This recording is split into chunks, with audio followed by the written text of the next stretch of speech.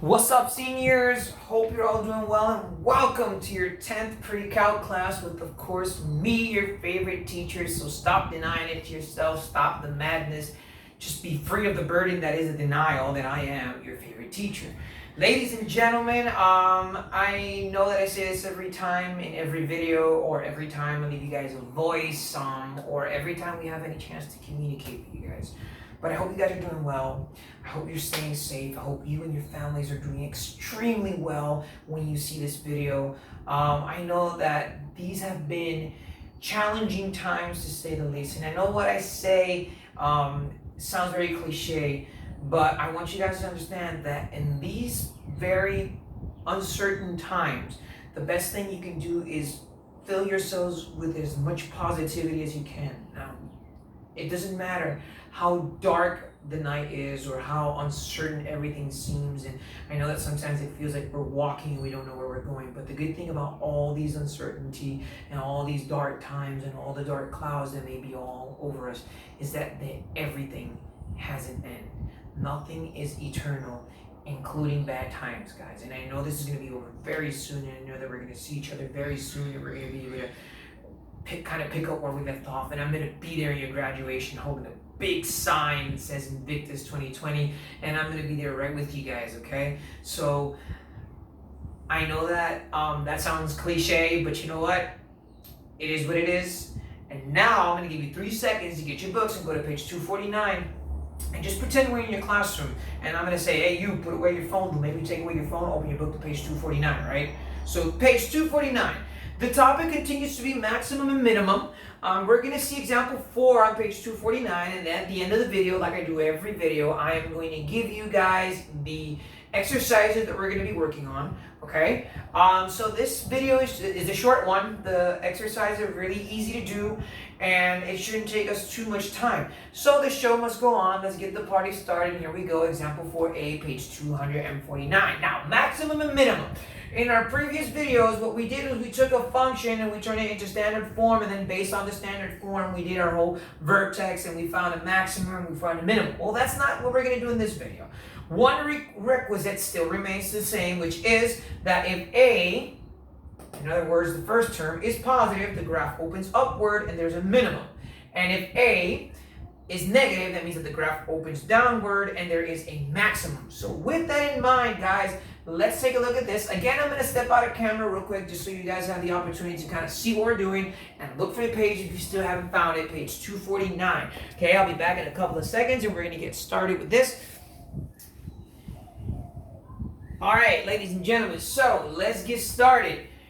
Maximum and minimum. Now, the formula that we're going to use to find our maximum and our minimum today is actually on page 249, and it says x equals negative b over 2a. So what I'm going to do is I'm going to find x using the numbers or the terms given to me in my function, and then I'm going to take this and plug it into the original function and obtain my y, which would be my maximum or my minimum, and draw a very small graph, okay? So the first thing I'm going to do is I'm going to say x equals negative b, but instead of writing negative b, in this case I'm going to write negative 4, and instead of writing 2 times a, I'm going to write 2 times 1.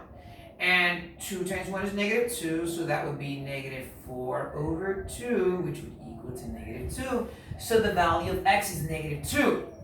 Now that I know the value of x, I know I have half of my ordered pair, which I'm going to write here, which is negative 2. But now I need to find the y coordinate. And in order to do that, I'm going to take this number and plug it into my original function. So instead of saying f of x equals x squared, I'm going to say f of x equals negative 2 squared plus 4 times negative 2. Now negative 2 squared is 4. 4 times negative 2 is negative 8, and that's f of x equals negative 4 plus negative 8, which of course is negative 4, so f of x equals negative 4, and there is the other missing pair, negative 2 and negative 4. Now, what I'm going to do is I'm going to graph it. Now, if you look at your book, they're going to say, or you're going to see weird graph because they use a graphing calculator. You don't really need it. It's pretty easy to graph, and you'll still give you the same. So what you're going to do is you're going to graph, and you have negative 2, which is here, negative 1 and negative 2, and negative 4, which is down here, 1, 2, 3, and 4, and negative 2 and negative 4, and then you guys are going to trace your graph, and that's more or less what your graph should look like. And this is my vertex, which is negative 2 and negative 4, and my minimum in this case, because the graph opens upward, is actually negative 4. So my minimum value is negative 4, and that's it. That's it. That's all you need to do. It's not difficult at all. It actually seems more difficult when you look at it in your textbook than when you actually see me doing it on the board.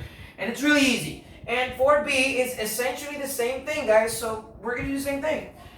We're going to use the same formula, and we're going to say x equals, instead of saying negative 2, obviously, or negative b, excuse me, you write negative 4.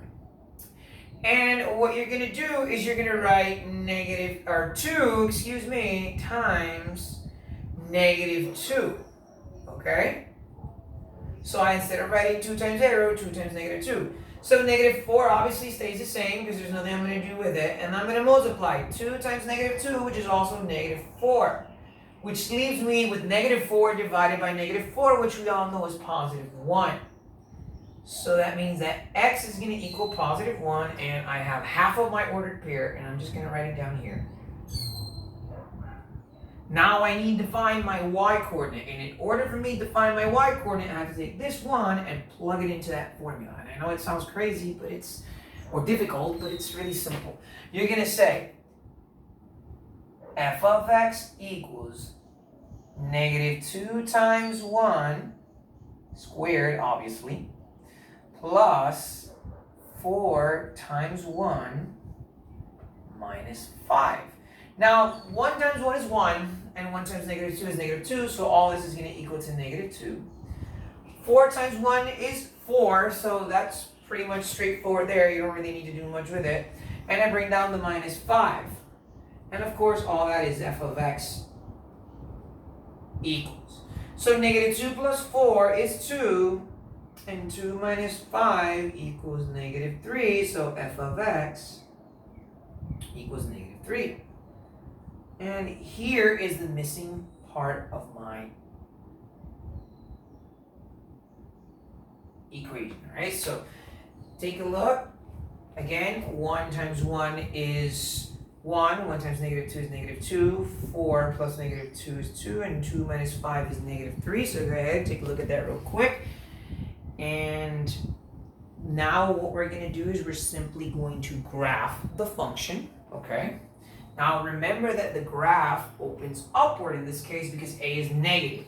So I'm going to draw a graph here, and then we're just simply going to more or less graph the function. So 1 and negative 3, so here's where 1 would be, and negative 3 would be down here. 1, 2, and 3. And that means that this graph opens downward because a is negative, and that's, here is the ordered pair again, 1 and negative 3. And now this graph has a maximum, which is, and if you're screaming out loud, negative 3, negative 3, negative 3, you're correct. The maximum is negative 3. Ladies and gentlemen, so that's it. That's example number 4 on page 249. Now what I want you guys to do is, once you've seen this video, once you've paused and rewind and gone back and forth and are absolutely sure that you can understand it, go to page 252. You're going to answer problem 35 and 37. You're going to email me this week's assignment. I already left the instructions for that. So guys, this is, of course, your favorite teacher signing off. Stay safe. We're going to see each other very soon, and I am going to thoroughly enjoy your graduation. All right, guys? So have a good one. Bye.